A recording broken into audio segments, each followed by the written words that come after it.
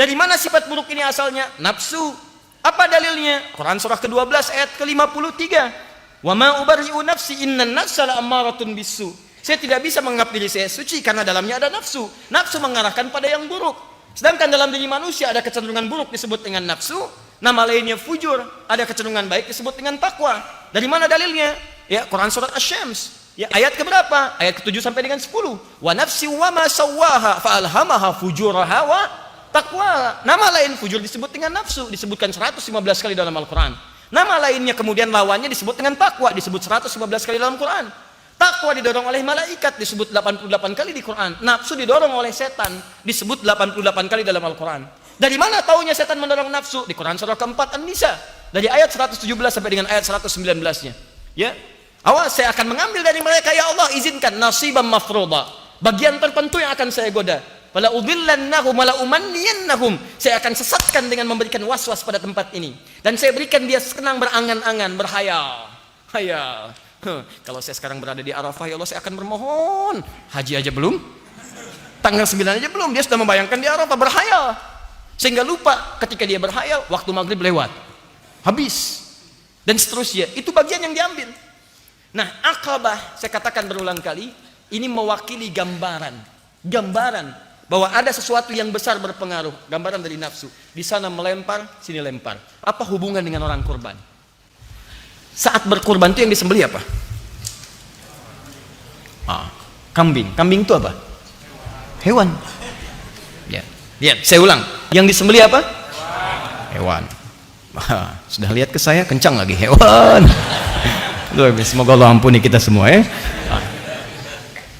Sini. Hewan.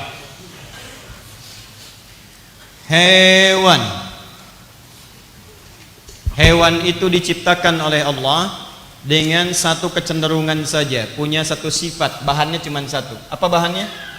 Nafsu. Lawannya apa? Takwa. Ada satu makhluk yang dicipta oleh Allah dengan sifat takwa saja tak punya nafsu. Siapa dia? Malaikat. Apa dalilnya? Quran surah ke-66 ayat yang ke-6 paling kiri sebelah atas. Ya, la ya'sunallaha ma amarahum wa yaf'aluna ma yu'marun. Malaikat tidak mungkin bermaksiat kepada Allah dan mengerjakan tugas sesuai tupoksinya. Enggak akan pernah pindah-pindah tugas. Malakul maut hanya nyabut nyawa saja. Ya, Mikail menurunkan rezeki, tidak akan pernah gantian. Jibril kemudian menurunkan wahyu, tidak ada yang lainnya. Maka tidak akan saling gantian. Siapapun yang dicabut, mau Fir'aun, mau Qarun, mau yang lain. Ya, antum siapa namanya? Jangan antum lah, yang lain saja ya. Misal, ini Ustadz Adi sedang ceramah. Ustadz, terusin aja dulu, saya ambil ke Giga dulu. Gak bisa. Pas ketika datang langsung. Yang dicabut orang paling menyebalkan, malaikat gak akan tukeran. Jibril, saya bosan lihat orang ini, lihat wajahnya sudah gak karuan, kamu aja yang cabut. Gak bisa. Mustahil. Jadi tepat lakukan. Jadi kalau malaikat tidak berbuat maksiat, jangan buang-buang energi untuk memuji. Gak ada kerjaan, karena malaikat itu sempurna. Jangan puji malaikat. Sudah sempurna. Lawannya nafsu. Nafsu tidak kenal benar. Yang kenal itu cuma salah. Dan ini hanya melekat pada hewan. Hewan tidak punya takwa, punyanya nafsu. Jadi kalau hewan berbuat salah, jangan iseng nyalahin hewan. Anda keluar dari sini, lihat kucing di luar nggak pakai baju, Anda jahilin kucing nggak pakai baju, nggak malu ya? Anda yang kurang sehat. Dia biasa. Makanya karena dia nggak punya takwa, dia risih ketika mengenakan takwa. Silahkan cek kucing bajuin, risih dia. Kuda pakaiin baju. Di kuda keliling Bekasi nggak pakai baju, biasa aja, lewat depan Anda cengir dia, biasa aja. Tapi Anda nggak pakai baju depan kuda, diketawain Anda. Jelas ya? Jadi kalau cuma masalah lepas melepas, binatang lebih jagoan. Makanya jangan coba lepas aurat lah. Kalau cuma seperti itu, hewan lebih jagoan. Anda kalah, jangan bersaing dengan hewan. Nah persoalannya, ini dikumpulkan jadi satu. Nafsu dengan takwa nyatu jadi satu. Ketika dikumpulkan jadi makhluk baru, namanya manusia. Punya kecenderungan baik, punya dorongan untuk berbuat salah. Ketika dia naik, ada dorongan kebaikan. Ketika naik, maka dia lebih daripada malaikat. Kenapa? Karena malaikat ketika akan baik, dia nggak punya perjuangan, nggak ada nafsunya. Kalau malaikat zikir, Quran surah kedua ayat 30, wa nahnu nusabbihu bihamdika wa nuqaddisu lak. Kami bertasbih, bertahmid, bertakbir, bertakdis kepadamu ya Allah. Biasa, karena enggak ada nafsu.